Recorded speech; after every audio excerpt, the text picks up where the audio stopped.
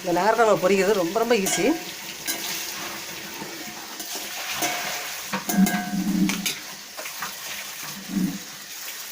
அந்த கருவாட்டோட ஸ்மெல்லு வராமல் சில அந்த ஸ்மெல் பிடிக்காது. அந்த மாதிரி உள்ளவங்களுக்கு தான் அந்த கருவாட்டை வந்து எப்படி பொரிச்சு கிடப்பறேன்.